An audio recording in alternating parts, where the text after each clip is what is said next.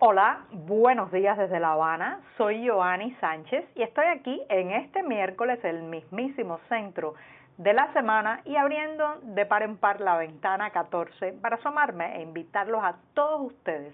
a que se asomen junto a mí a los temas y las noticias más importantes de este 4 de marzo de 2020 en Cuba. Hoy comenzaré comentando un anuncio oficial de que han sido sancionadas varias empresas y entidades por ser insolidarias en medio de la crisis del transporte. Y ya les comentaré varios detalles de esto. También hablaré del silencio que ha guardado el sindicato oficial, el único permitido en el país, ante la muerte de un marinero cubano en una maniobra peligrosa para trasladar petróleo a la isla. Y también el peso convertible, conocido por sus siglas CUC, sigue en retroceso. En estos días escuchamos en todas partes la frase "no acepto chavitos", y hablaré también de este tema. Y por último, recordarles que este fin de semana llega a los escenarios habaneros la obra de teatro Hembra, que no deben perderse. Y bien presentados ya los titulares,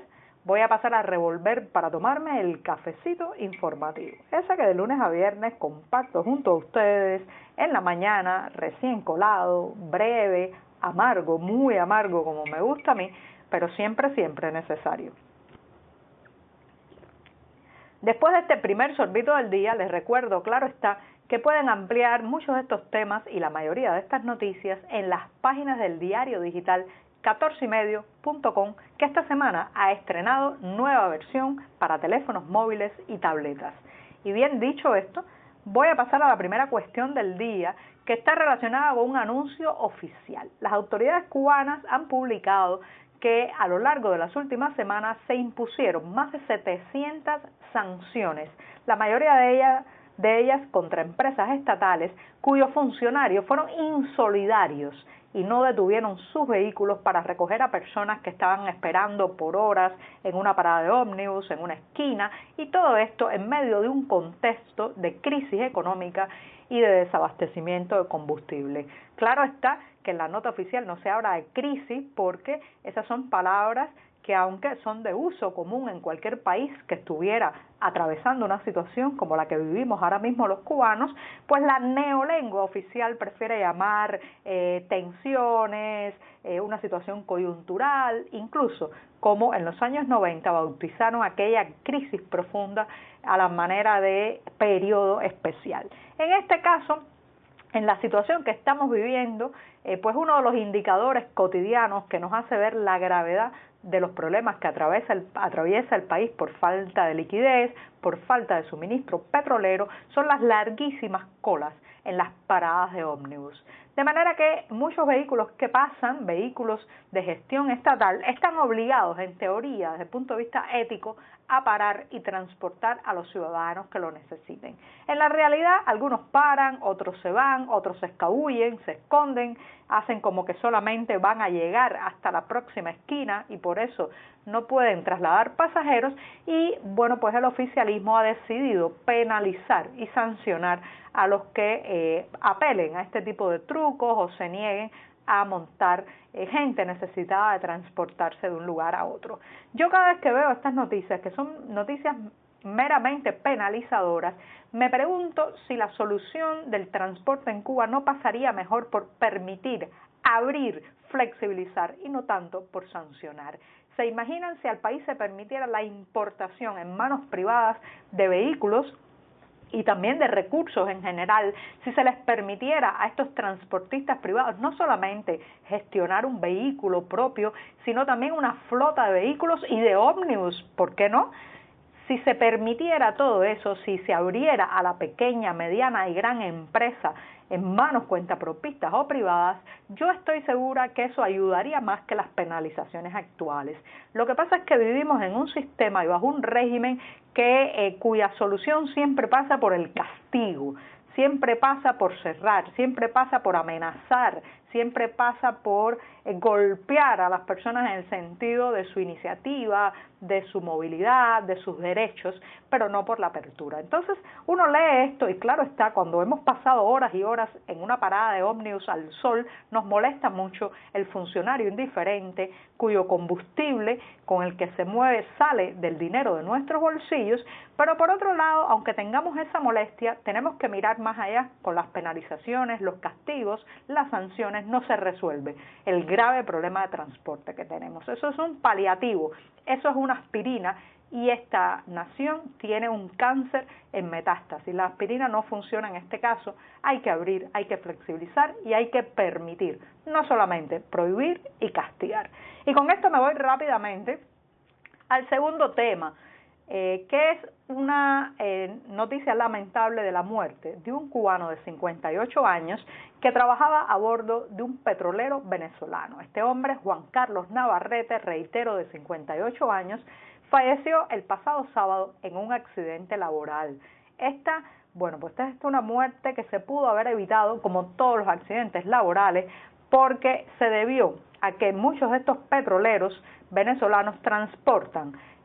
combustible desde el país sudamericano a la isla, y para hacerlo y saltarse las sanciones, especialmente las sanciones dictadas por Washington, apagan sus transpondedores, los sistemas de transmisión de ubicación, apagan las luces también, y en medio de esa oscuridad y esa indefensión hacen las maniobras de recarga de combustible, lo cual es un riesgo para la seguridad de la tripulación y le ha costado la vida a Juan Carlos Navarrete, un cubano que trabajaba a bordo de un petrolero venezolano. Después de este lamentable suceso, uno podría esperar que los sindicatos alzaran la voz, que la familia se quejara públicamente de la muerte de este hombre, pero lo cierto es que el único sindicato permitido en el país, la Central de Trabajadores de Cuba,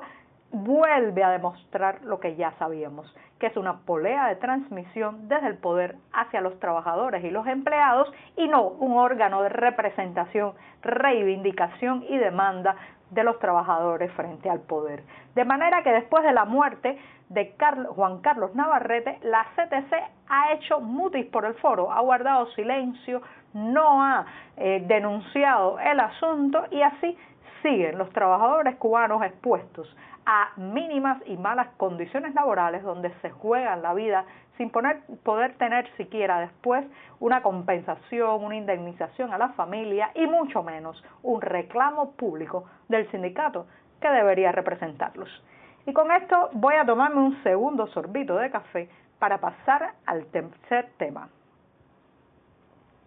Les comentaba al inicio de este podcast que el peso convertible, conocido como CUC también, está absolutamente en retroceso. Aunque las autoridades cubanas no han mencionado un calendario claro para llegar a esa esperada unificación monetaria, y todavía seguimos viviendo desde hace más de un cuarto de siglo bajo una verdadera esquizofrenia económica y monetaria, lo cierto es que el CUC está en retroceso, está muriendo, está desapareciendo de la vida cotidiana. Por ejemplo, recientemente las autoridades anunciaron que los servicios gastronómicos de comercio gestionados por el Estado ya solamente iban a aceptar CUP, la moneda nacional, el peso cubano. Esto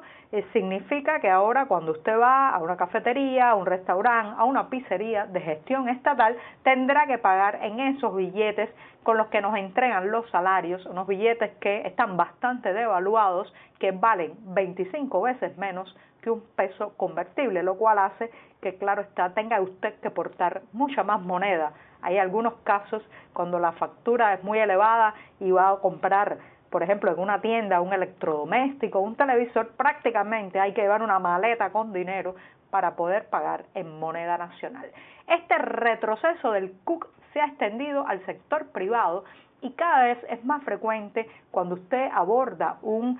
por ejemplo, un vehículo de transportista por cuenta propia, los llamados almendrones, taxis colectivos que circulan por todo el país, pues se encuentra la frase "no acepto chavitos", no acepto pesos convertibles, no acepto CUC, porque claro está, los emprendedores tienen temor de quedarse con cantidades de esta moneda que está muriendo. Una moneda que nos ha acompañado todo este tiempo, a mi juicio, como un fantasma del dólar, una especie de mascarada del dólar, pero que ahora las autoridades han decidido enterrarla, aunque todavía no dan la fecha del funeral. Y me despido recordándoles que este fin de semana, 6, 7 y 8 de marzo, pues se pone una pieza de teatro que promete. Es del director Junior García, un joven director que ya nos regaló hace unos años la exitosa obra Jacuzzi, y ahora regresa a los escenarios